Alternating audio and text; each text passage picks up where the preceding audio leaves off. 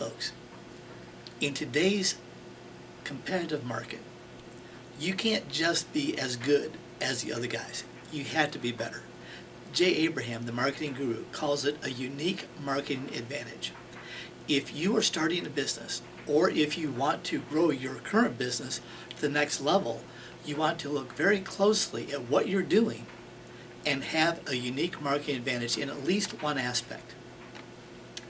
When my parents first opened Blue Parrot Camping Park back in 1971, a long time ago, they didn't have a lot of money, and there were other camping parks out there that had more money, they had better facilities, but what we did was we looked at what we could do that would directly impact our campers the most, costing us the least amount of resources.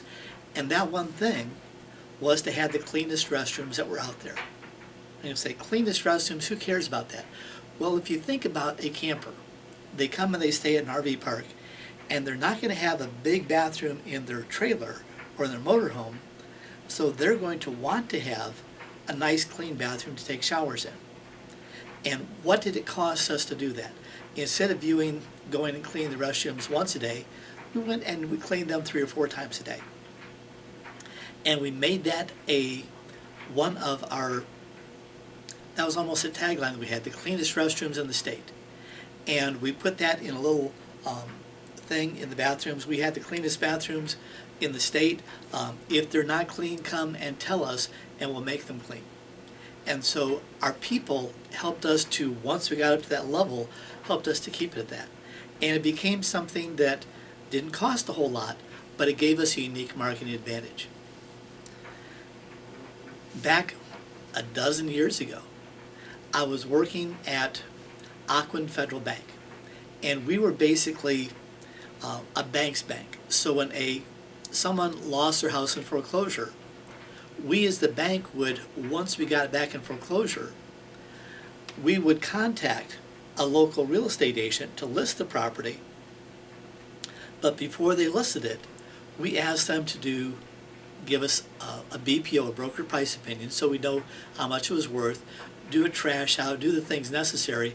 We would pay for all that, but for the reward for them taking care of that property before it was listed, we would go ahead and give them the listing.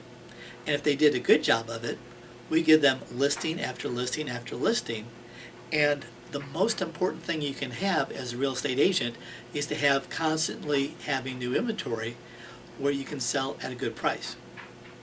Well, what was the difference between the realtors? Most realtors would do the absolute minimum necessary, and you'd have to harp on them all the time as to, please give me a BPO, please do the trash out, I need pictures. You'd have to tell them exactly what to do. And then I met a unique person.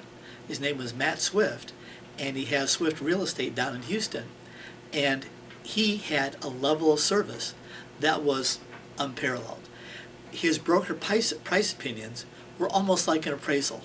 When he went through and he did an estimation of what needed to be done for cleanup on the house and repairs, he gave it to you broken down. He had all the information.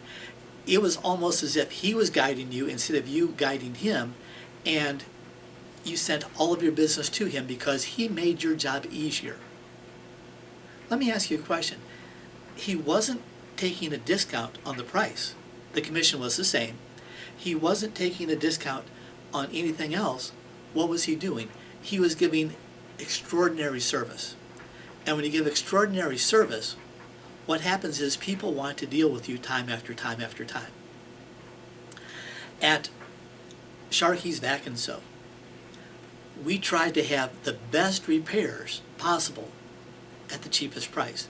And so when a person brought in a machine, we tried to have that done as quickly as possible and as well as possible, so that that person, when they got back their machine, it might be broke when it came in, it was almost like brand new when it left. Why did we do that?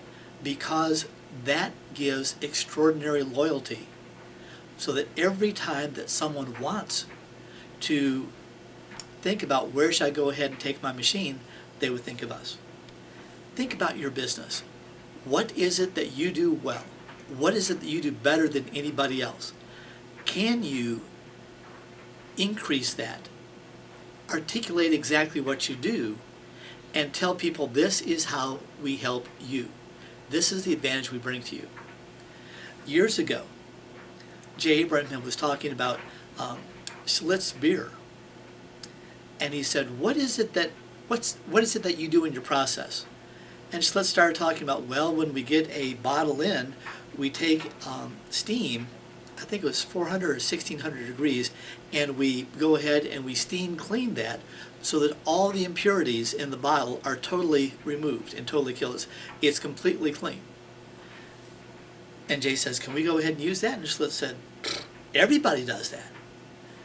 And Jay says, does anybody else brag about it? No. And so what he did was he came up with an advertising campaign that stressed the purity.